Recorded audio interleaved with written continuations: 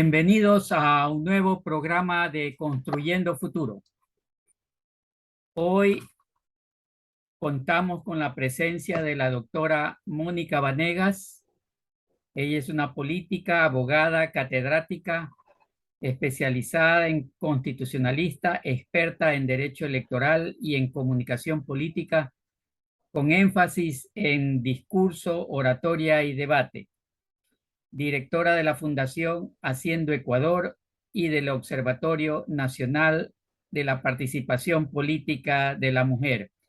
Construyendo Futuro, un medio de comunicación del Foro Politécnico y la Cámara de Economía Popular y Solidaria. El tema a tratar en esta ocasión es transparencia y participación ciudadana en los gobiernos autónomos descentralizados. Bienvenida, Mónica. Adelante con su exposición. Permítame que usted pueda compartir pantalla.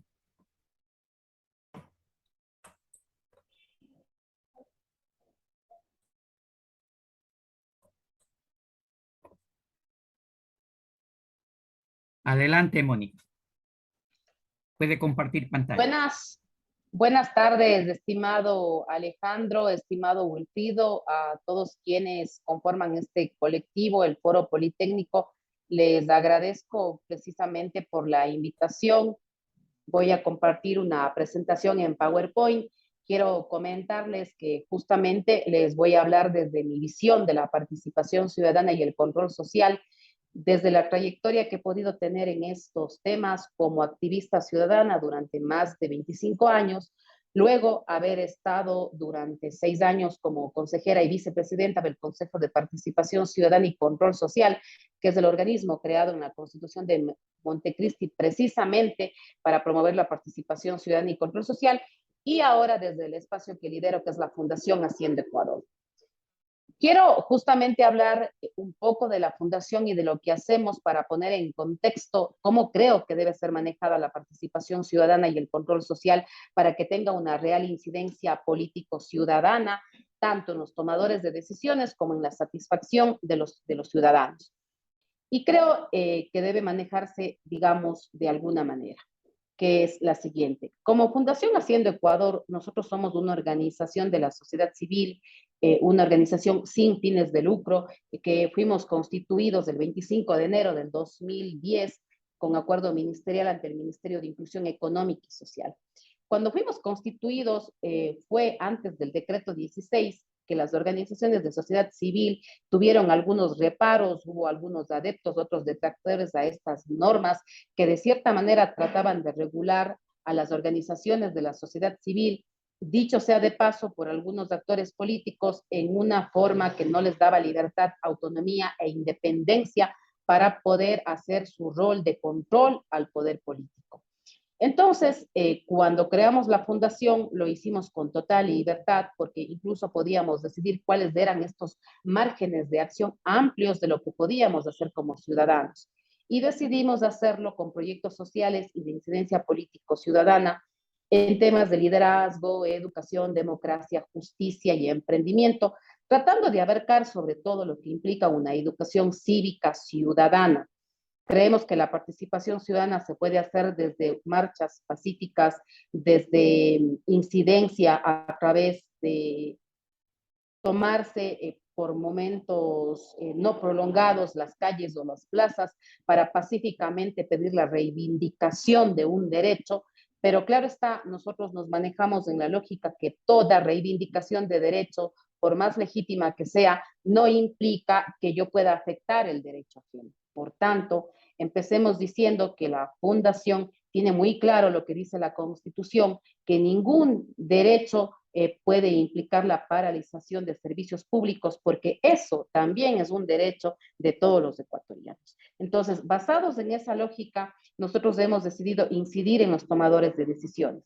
Hemos creado los siguientes proyectos, que son básicamente observatorios. Sin embargo, a pesar de que se llaman observatorios, más allá de que tomamos datos de interés ciudadano, visibilizamos, difundimos, informamos, también tomamos acciones para sobre lo que observamos, tener una solución que puede venir desde la ciudadanía.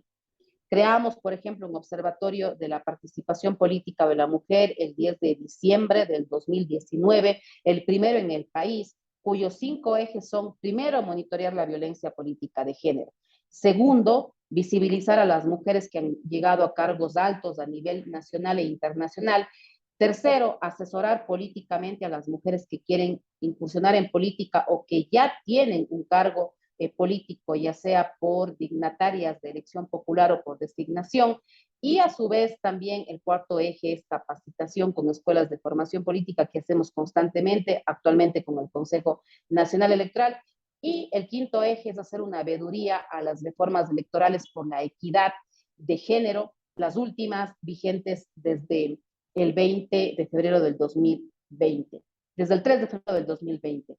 Entonces, esta es una manera en que nosotros podemos hacer participación ciudadana, porque son iniciativas lideradas por la sociedad civil, que de hecho hemos incidido en los órganos electorales como CNE, Consejo Nacional Electoral, y Tribunal Contencioso Electoral, y estamos incidiendo también proponiendo nuevas reformas al grupo parlamentario de mujeres de la Asamblea Nacional, porque creemos que las normas electorales que tenemos por la equidad de género son importantes, pero no debemos dejar de lado que hay como mejorarlas para las elecciones del 2025.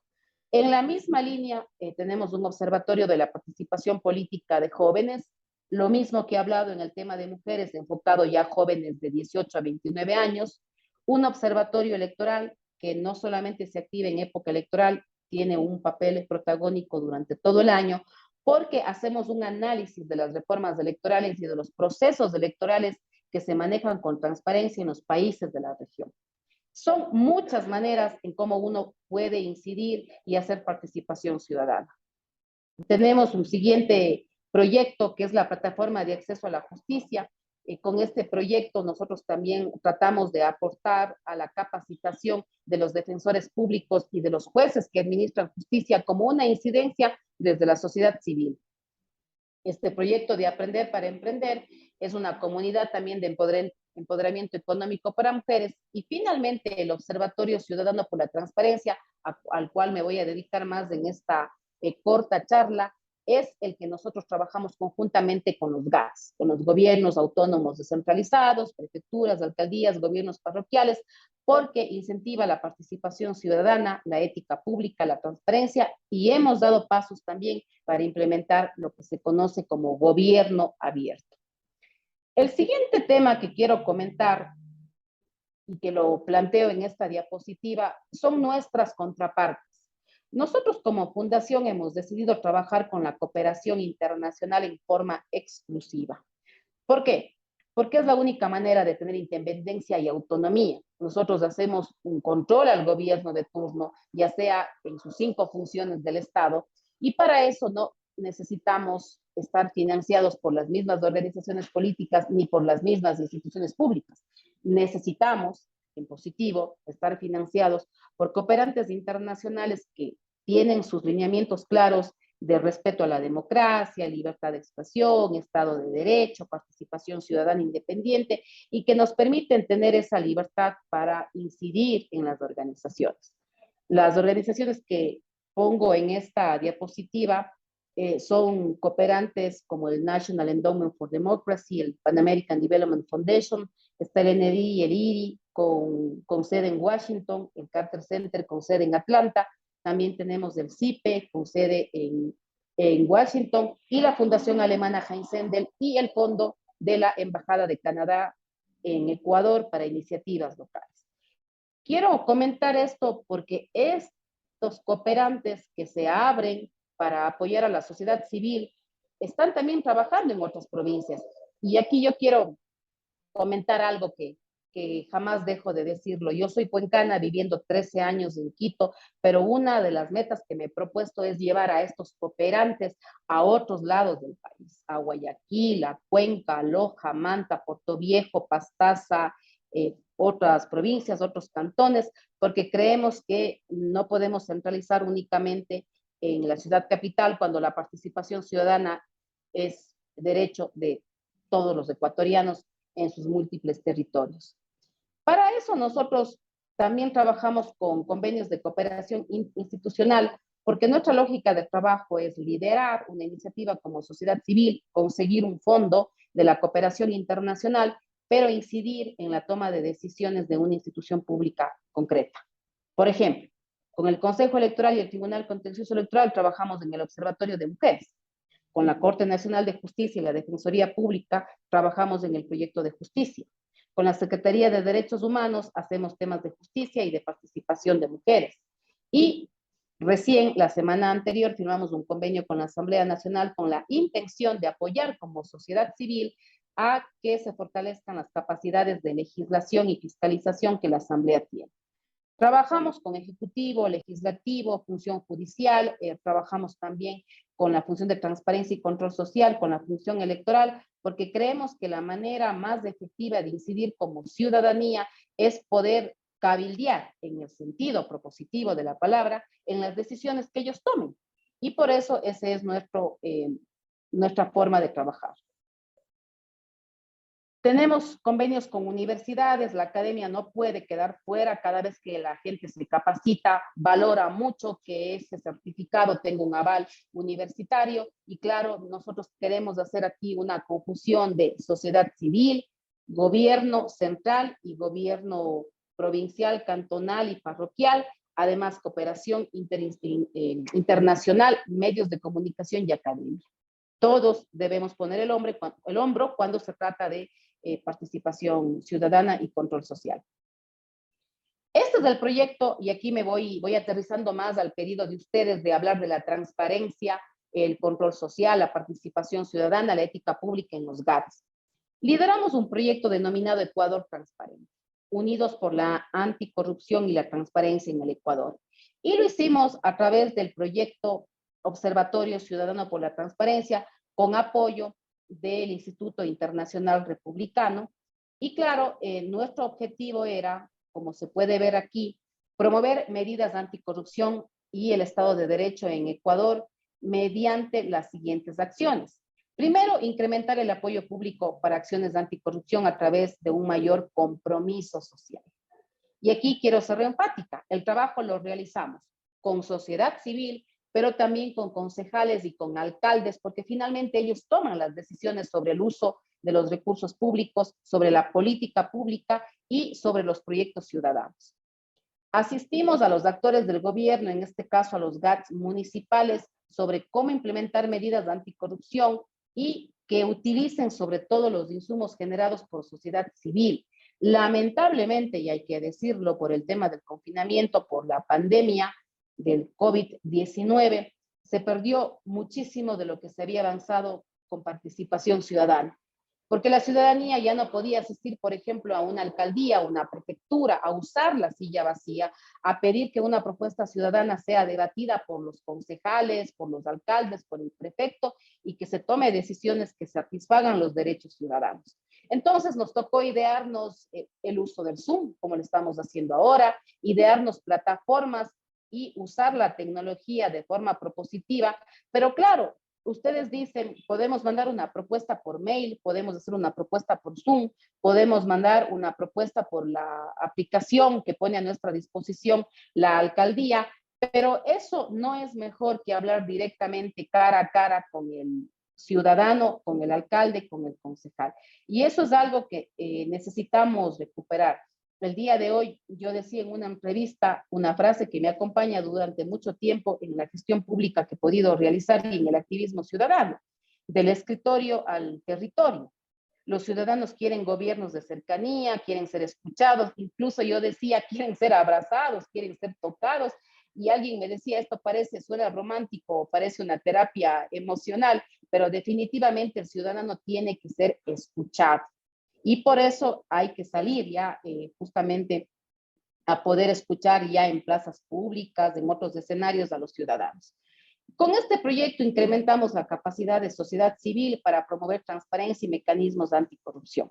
Ustedes saben, la participación ciudadana se ha dado por décadas en nuestro país a través de los colectivos ciudadanos de hace mucho tiempo y no podemos desconocer el trabajo increíble que han hecho.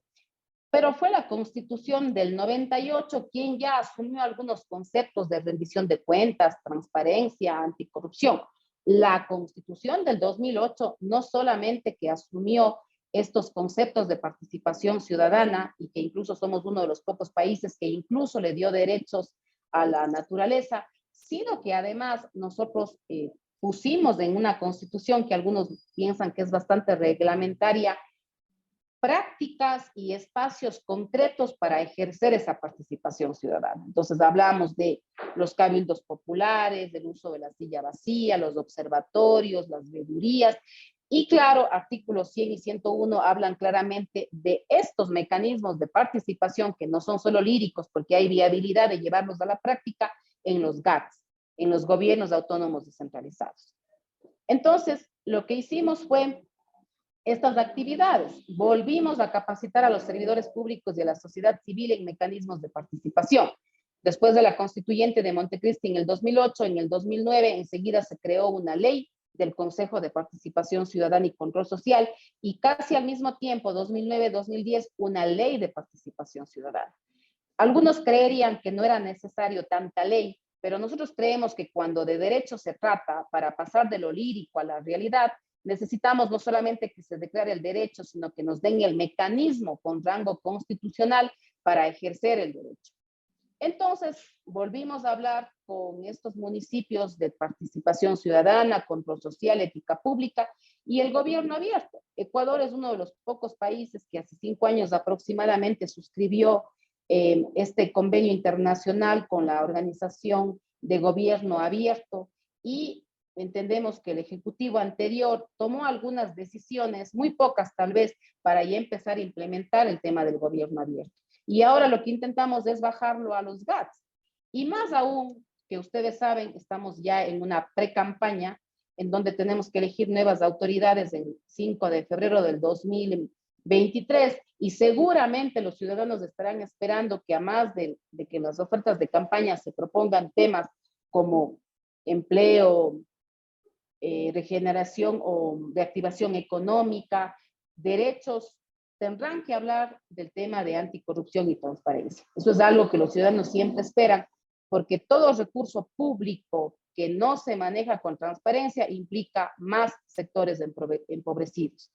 Quienes se perjudican con la corrupción son los ciudadanos que tienen menos acceso a educación, a infraestructura, a salud. Y por ello también deben ser los más interesados en pedir una oferta de campaña clara, con propuestas totalmente viables que impliquen un GAT, una prefectura, una alcaldía, un gobierno parroquial transparente. Hicimos esta campaña de sensibilización ciudadana mediante redes sociales, porque no podíamos más por el tema del confinamiento, pero tratamos de hacerlo de la mejor manera, que se llamaba Mi Cantón Transparente. Creo que con estas palabras nos identificamos todos, quienes hemos vivido o crecido en cantones más pequeños o grandes, sabemos que la transparencia en el uso de los recursos públicos significa mayor satisfacción de las necesidades ciudadanas. Por eso este nombre. Y también el tercer punto fue asesorar a las ordenanzas de esta institución, hacer un asesoramiento y seguimiento de las ordenanzas que ya tenían, pero sin duda muchas de ellas estaban hechas antes de la Constitución del 2008, antes de la Ley de Participación Ciudadana y necesitaron ser actualizadas. Muchas de ellas empolvadas sin tener ningún tipo de uso. Nos dimos cuenta que lamentablemente hay cantones, hablemos de los 221 municipios, que nunca han permitido que un ciudadano haga uso de la silla vacía, que ni siquiera tenían una reglamentación para aterrizar en la ordenanza lo que dice la ley y la Constitución sobre el uso de la silla vacía. Entonces, este proyecto lo hicimos como sociedad civil, lo hicimos en algunos cantones que ya les comento a continuación, con el apoyo de la cooperación internacional, en este caso la Fundación Panamericana para el Desarrollo y el Instituto Internacional Republicano. Claro está, trabajamos con sociedad civil por separado, con las autoridades, entiéndase, concejales y alcaldes por separado, pero luego les unimos en una sola propuesta y terminamos precisamente con pedir que el alcalde o un concejal propusiera las reformas a la ordenanza que hablaba de participación ciudadana. El trabajo fue realizado conjuntamente, tuvieron una voz protagónica los ciudadanos. Recuerden que el ciudadano siempre quiere ser escuchado, pero también quiere sentir que sus aportes son considerados. Porque si no, quedamos en algo que yo lo repetí hace muchos años, que lo escuché de alguien.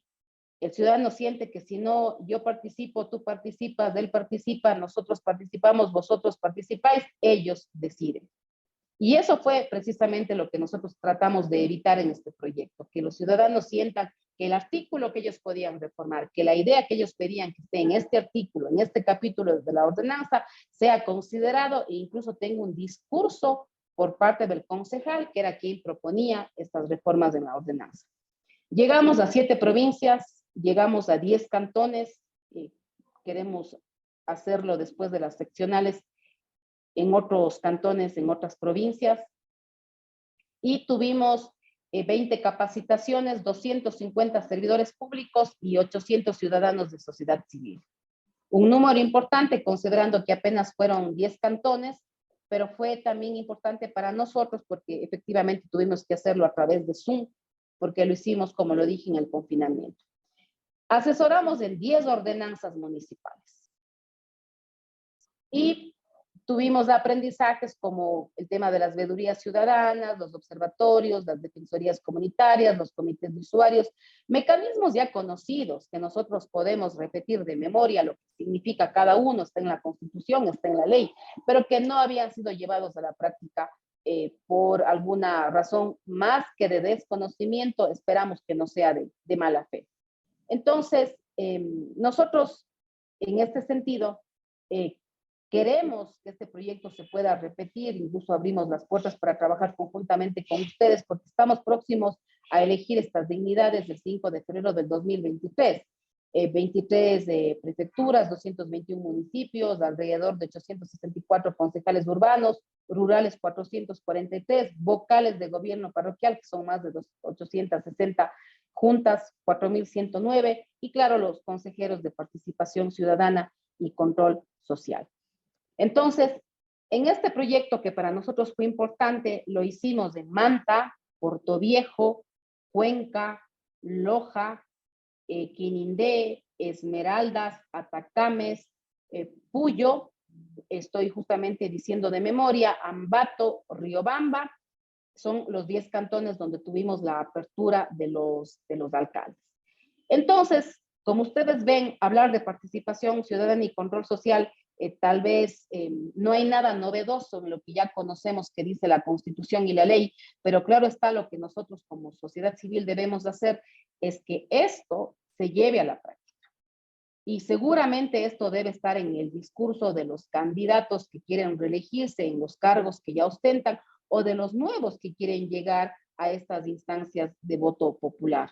Y creemos también nosotros que la participación ciudadana, más allá de que existe un consejo de participación que ahora mismo están en situaciones complejas, porque se han reducido únicamente a ser consejeros que designan autoridades de control y ya hace mucho tiempo dejaron de lado lo que era promover la participación ciudadana y el control social, entonces nos toca llenar ese vacío como organizaciones de sociedad civil, como colectivos ciudadanos, como ciudadanos de pie, porque es como apersonarnos de esa cosa pública que nosotros la creemos nuestra, porque vuelvo y insisto, un mal manejo de los recursos públicos incide en más sectores empobrecidos en el país. Esto quiero comentarles brevemente y quedo abierta a cualquier duda o sugerencia que ustedes crean que puedo seguir aportando y claro, agradecer porque todavía hay colectivos que le dan importancia a la participación ciudadana y al control social.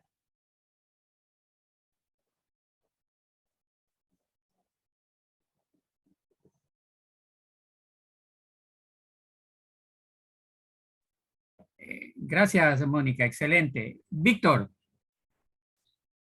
Buenas noches. Qué gusto, Mónica, ver tu presentación. Muchas gracias por aceptar la invitación tan gentilmente y colaborar. Un gusto saludarte, Alejandro, Luis, también que nos acompañe. Es una preocupación permanente del Foro Politécnico la situación de la participación ciudadana, de las políticas y su aplicación, la transparencia y la lucha contra la corrupción.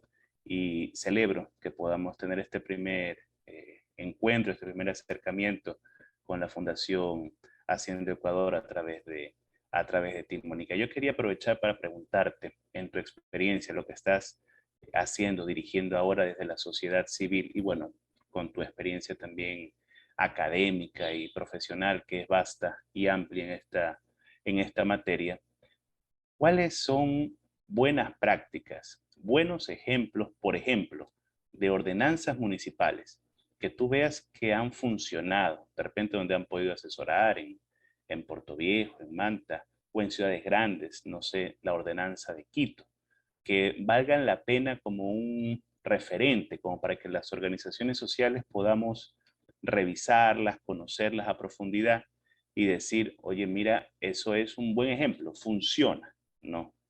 Porque más bien tenemos referentes de lo contrario, referentes negativos, de donde no funciona para nada, sea que tiene ordenanza o que no tiene ordenanza. Pero en tu experiencia, ¿dónde sí funciona? ¿Cuál es un municipio referente de buenas prácticas de participación con sus ordenanzas?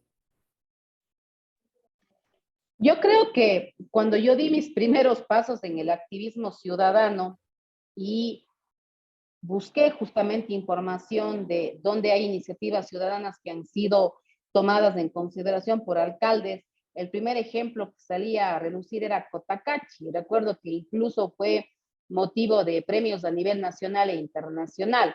Pero creo que ya trascendimos de eso en el momento en donde ya fue una obligación que todos los municipios permitieran que los ciudadanos ejerzan sus derechos a través de mecanismos concretos.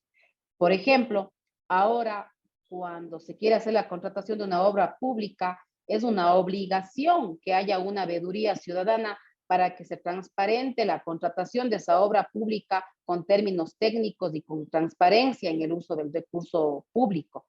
Creo que también lugares donde se ejerció la silla vacía, que también como que nos hemos olvidado. Yo siento que ya nadie quiere hablar de una lucha que consiguió realmente llegar a rango constitucional, ese ejercicio ciudadano.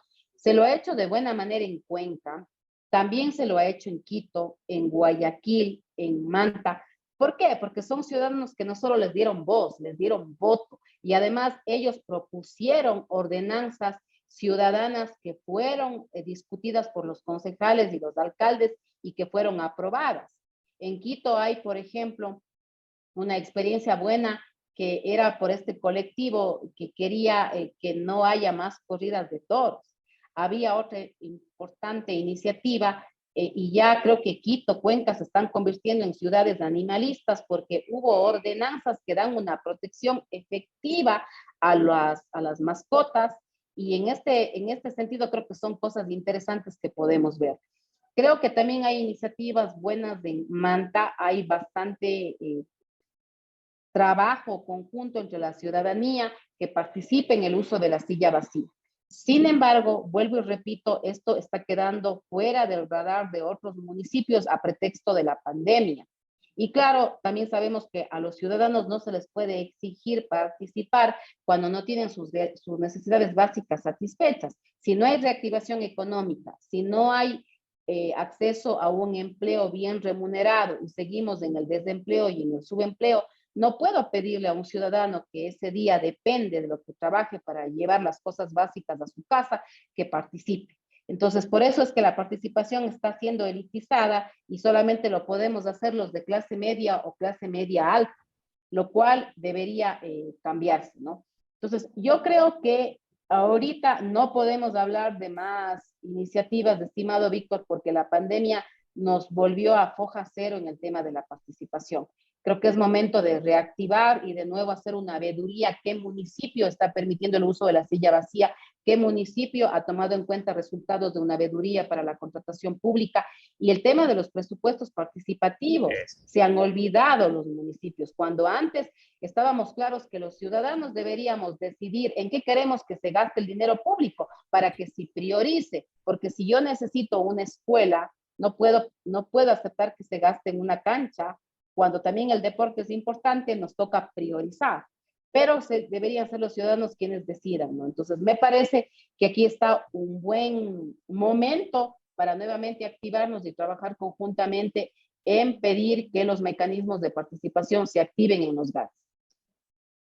Totalmente de acuerdo contigo. Justo el tema del presupuesto participativo era algo que buscaba enganchar mucho, ¿no?, en la normativa, que la gente pudiera participar en la toma de decisiones y sea efectivo.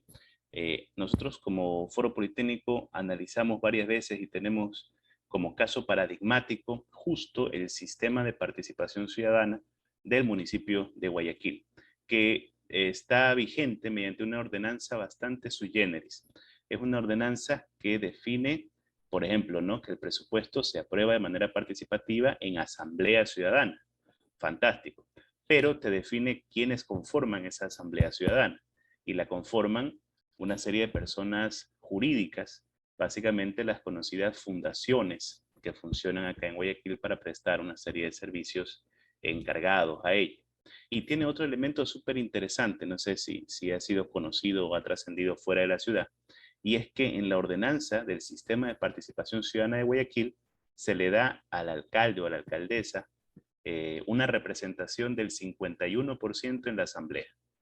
Entonces, solamente la autoridad ya hace quórum, te llega a una figura tan interesante, tan sui generis, que solo una persona, y justo la autoridad, ya se constituye en quórum de la asamblea. Entonces, hay un sistema de participación ciudadana fundamentado y vigente mediante una ordenanza de participación ciudadana y estaríamos cumpliendo la ley, que es súper interesante, cumpliendo la Constitución, pero se ha garantizado mediante ley y ordenanza, perdón, mediante ordenanza y sistema, que no haya participación ciudadana. Entonces se logró haciendo uso de los avances y de las conquistas normativas, cumplir sin cumplir. Creo que ese debe ser un caso de estudio definitivamente y que debiera pues servir como un punto de partida para propuestas en esta etapa preelectoral, ¿no? ¿Vale la pena, tú crees, en función de lo que nos has dicho, replantear los sistemas de participación ciudadana, retomando los mecanismos que ya están constitucionales? ¿Vale la pena buscar implementar otros? ¿Cómo hacemos para, volviendo de foja cero, como tú dices, reconstituir la participación ciudadana en los GATS? ¿Qué debiéramos pedir que haya en los planes de los nuevos alcaldes y prefectos? Bueno, realmente el avance de la sociedad va de la mano con el avance tecnológico y las nuevas generaciones, los millennials, los centennials, los seniors, los que no estuvieron en la época análoga y nacieron en la época digital, prefieren una app, una computadora, un app en una computadora, un teléfono. Entonces yo creo que los nuevos políticos, los que quieren realmente estar en la línea de las nuevas generaciones, tienen que ser creativos en maneras de involucrar al ciudadano, también a través de un aparatito como este, de un celular. Pero hay formas tradicionales que no pueden dejarse de lado. Yo insisto, del escritorio al territorio. El ciudadano quiere ser escuchado, quiere ser visto. Entonces, estamos entendiendo por qué se están manejando también las campañas electorales. Cuando los políticos cambian su vestimenta, quieren verse más informales, más jóvenes y haciendo cosas de jóvenes.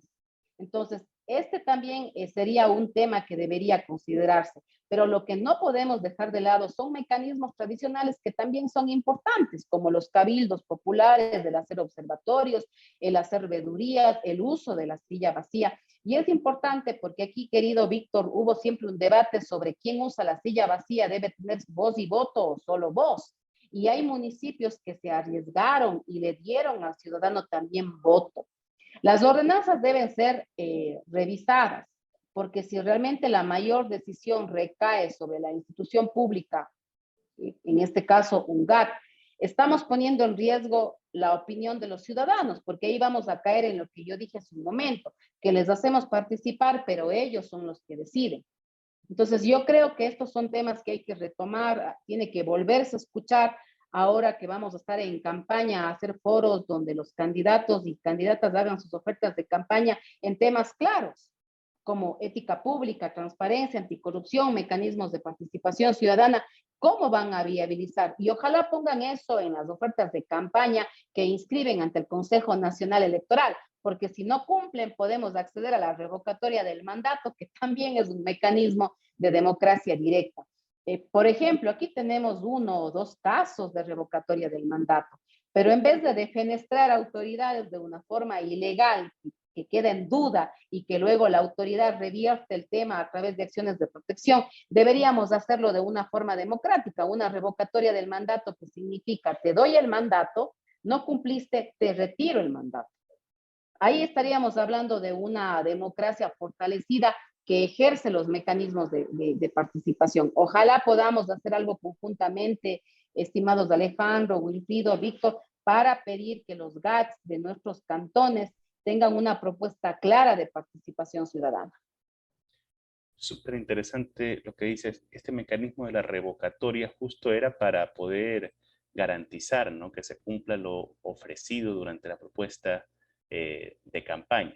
Se acaba de dar un precedente bastante complicado en este año, cuando se presenta un pedido de revocatoria hacia la Presidencia de la República y el Consejo Electoral termina dando un criterio de que solo ha pasado un año, así que no se puede considerar que hay un incumplimiento. Pero bajo esa lógica tendrías que esperar que toda autoridad termine su periodo completo para después evaluar si cumplió o no cumplió. Y si ya terminó su periodo completo, ya no hay revocatoria. Cosas como esta, ¿tú crees que hacen valer la pena que haya que pensar de repente en una nueva ley de participación ciudadana? Se nos estará quedando corta la normativa, desactualizada después de toda la experiencia COVID. ¿Valdrá la pena pensar en una nueva ley de participación ciudadana? Bueno, yo soy abogada, adoro justamente mi profesión porque mi motivación fue la defensa de la justicia. Y yo te puedo decir, y creo que en esto vamos a coincidir, que lamentablemente a veces los que estudiamos derecho no llegamos a la Asamblea Nacional. Y en la Asamblea Nacional los que hacen las leyes no saben de derecho, pero más allá de eso, no legislan con una opinión ciudadana, con una propuesta ciudadana. Entonces, por lo general, dejan vacíos en las leyes que a veces nosotros creemos que son intencionales, precisamente para que no se cumplan.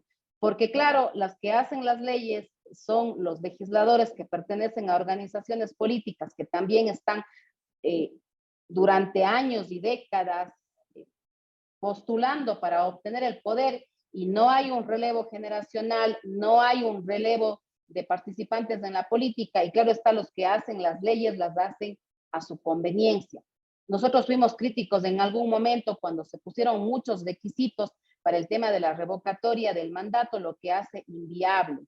Y claro, son temas que deberían cambiarse porque también, como bien se lo dijo, el tema de la pandemia también nos debe poner creativos para que hayan otros mecanismos. Y claro, a mí en vez de que le saquen a un alcalde, a un asambleísta en una forma irregular, que luego nos queda dudas de si realmente ejerció su legítimo derecho a la defensa, de que si realmente tenía responsabilidad y era culpable en ese proceso, sería mejor hacerlo por un mecanismo ciudadano, que es la revocatoria del mandato. Con eso hay que reformar la ley de participación ciudadana, hay que reformar el código de la democracia y hay que hacer incidencia en los tomadores de decisiones. Por un lado, los legisladores que hacen la ley y por otro lado, los jueces electorales y los consejeros electorales que aplican la ley.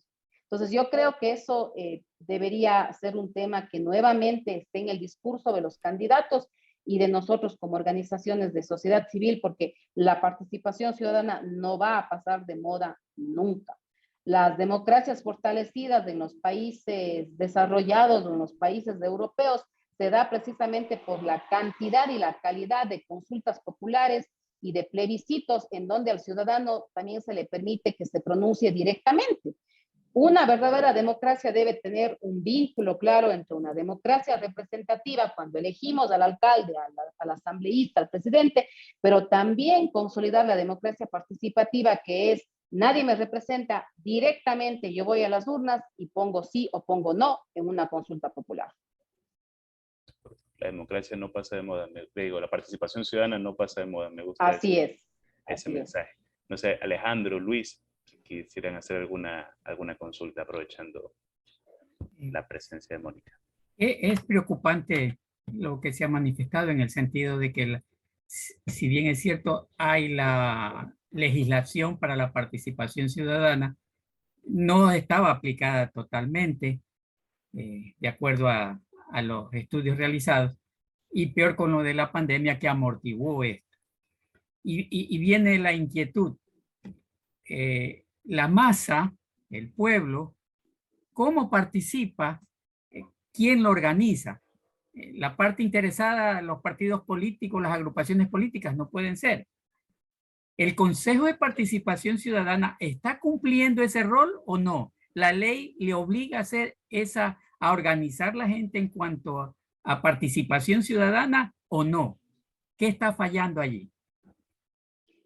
Mire, Alejandro, aquí tal vez voy a hacer una cuña personal. Víctor conoce, yo tuve la responsabilidad de ser consejera y vicepresidenta en el Consejo de Participación Ciudadana 2 veces, en el Consejo Transitorio en el 2009 y en el Consejo de 5 años del 2010 al 2015.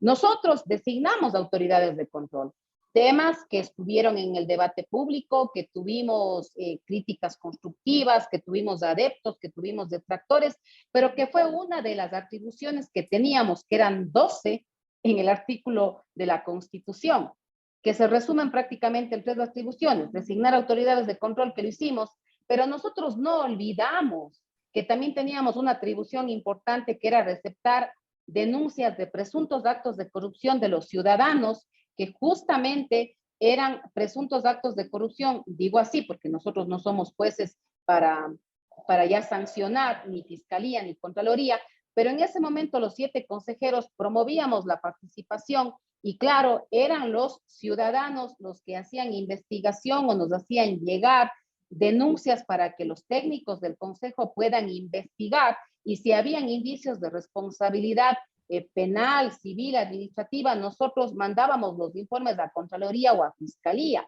Entonces el ciudadano se sentía escuchado. Si es que estas cosas ya no caminaban, ya era responsabilidad de Fiscalía y Contraloría, pero nosotros cumplíamos con el deber de receptar la denuncia, investigar y enviar al órgano correspondiente para que haya sanción.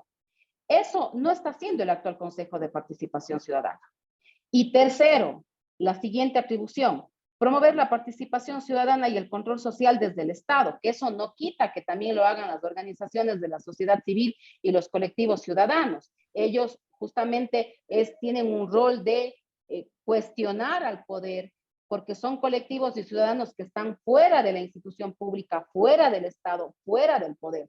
Pero el rol justamente del Consejo de Participación es incentivar esa participación, dar los espacios, pedir que se respeten esos espacios de participación, y no lo están haciendo.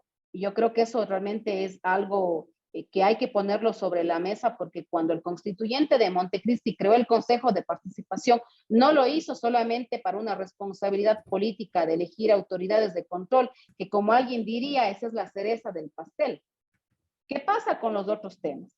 Y de ahí planteo algo. ¿Qué sucede si en la próxima consulta popular, que la quiere proponer el presidente Guillermo Lasso, por lo que se escucha, todavía no es público, no se sabe cuáles son las preguntas, consulta al ciudadano quitarle las atribuciones de designar autoridades de control al Consejo de Participación? ¿Qué pasa si esa es la pregunta? Si es que pasa el triple filtro de constitucionalidad de la Corte, si se consulta en febrero al ciudadano y hay un sí de un 51%, que es lo necesario.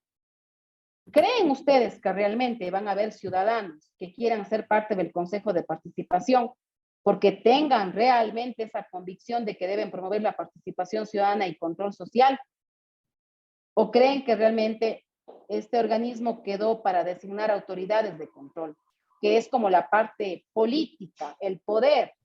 ¿Qué pasa con la responsabilidad, que es promover la participación ciudadana y el control social? Entonces, yo creo que en ese sentido tenemos dudas de lo que han hecho estos últimos consejos, porque definitivamente no han promovido la participación ciudadana y mucho menos la investigación de presuntos actos de corrupción.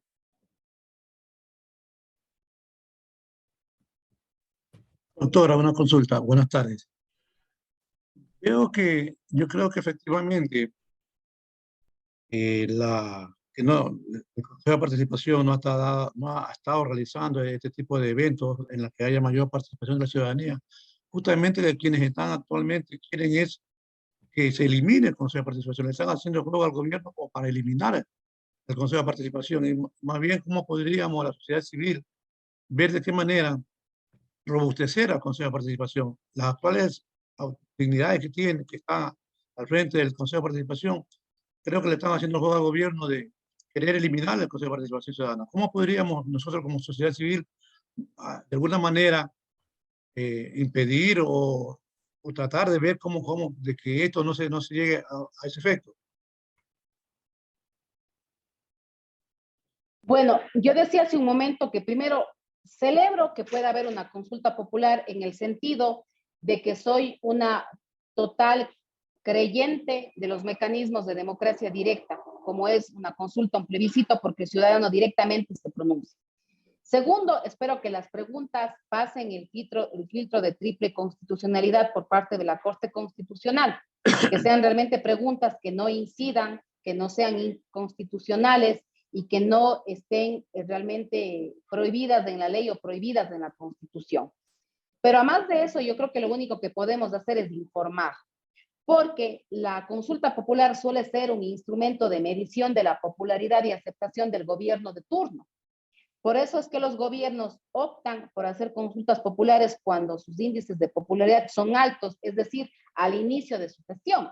Yo hoy día decía en una entrevista que al presidente actual le hubiese convenido hacer una consulta popular luego del plan de vacunación, que tenemos que reconocer que fue exitoso, cuyos niveles de popularidad estaban altos y seguramente la pregunta que nos hacía tenía un sí, tal vez no rotundo, pero sí un sí con un mínimo de un 51% para poder ganar. Sin embargo, ahora hay un desgaste. Por lo tanto, el gobierno tendrá que ser muy cuidadoso sobre las preguntas que nos quieran consultar.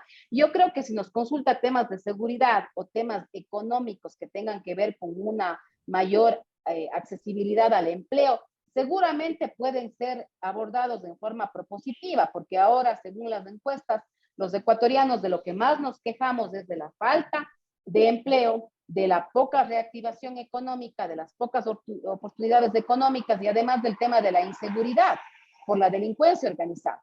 Pero los otros temas institucionales, y ahí voy a lo que usted me pregunta sobre esto del Consejo de Participación, tendría que ser un tema que mida mucho su popularidad, porque hay un sector que apoya el Consejo de Participación y otro sector que no. Uno que cree que las autoridades de control deben seguir siendo electas por este organismo para no regresar al dedazo de las mayorías móviles del viejo Congreso de antes de la Constitución del 2008.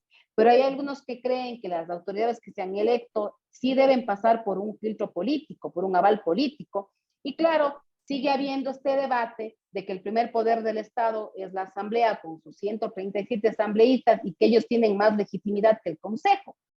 Por eso es que se cambió la forma de elegirlos. Ya no es por concurso de méritos de oposición, sino por voto popular. Pero claro, aquí también yo planteo un tema. ¿Cómo exiges a los consejeros postularse y ganar un voto popular cuando al mismo tiempo les prohíbes hacer proselitismo político? Para hacer proselitismo político tienes que estar apoyado por una organización política. Y si a mí me apoya una organización política y yo llego a ser consejera, ¿qué directrices voy a tomar? ¿Cómo me exigen ser independiente? Entonces, me parece que en el momento de que no se creyó en el Consejo de Participación y se trató de arreglar la situación, se lo arregló de tal manera que se lo terminó perjudicando más. Me parece que ahí debería haber una reforma clara, una decisión clara de si realmente la ciudadanía quiere que el organismo exista y si el organismo existe, ¿para qué? Para promover la participación ciudadana solamente o también para seguir eligiendo autoridades de control. Muchísimas gracias, Mónica. Creo que nos has dado unas luces muy importantes. Ha sido realmente un encuentro bastante nutritivo, bastante provechoso para nosotros y para las amigas y amigos que nos escuchan. Yo quisiera comprometerte que podamos ver en tu agenda en las próximas semanas o cuando tengas otro tiempito para hacer una continuación de esto. Creo que valdría la pena, por ejemplo, que conversemos sobre buenas iniciativas de participación ciudadana, transparencia y lucha contra la corrupción a nivel regional, cómo lo están haciendo, dónde funciona, qué buenas experiencias hay, ¿no? Hay el tema de los presupuestos participativos, por ejemplo, en Porto Alegre, que fueron históricos, pero funcionó hasta un determinado momento. Barcelona está ahora con un municipio con bastante iniciativa en España y planteando algunas cuestiones interesantes, y seguramente tú conoces y nos podrás orientar mucho mejor con otras experiencias. Entonces, agradecerte de parte del foro por tu apertura, tu disposición, y comprometerte por anticipado a que podamos seguir conversando en una nueva oportunidad. Una consulta para la doctora. Inició la charla indicando de que la fundación que usted dirige, aparte, también da o prepara a la sociedad civil para hacer veedurías, para poder tener una participación más directa en los actos. Eso se está dando en la actualidad. ¿Podríamos participar? ¿Cómo podría participar cómo podríamos llegar a esos eventos, seminarios? Estimado Wilfrido, yo me comprometo con ustedes a seguir trabajando en estas actividades de capacitación. Ojalá podamos hacerlo en algún momento de forma presencial.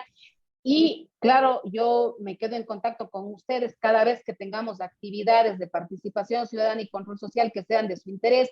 Podemos participarles para que se inscriban, ¿no? Por un lado son capacitaciones y también son observatorios de iniciativas que, como lo dije en un momento, tratan de incidir en las decisiones de los que ahora están en los organismos de control y en las funciones del Estado.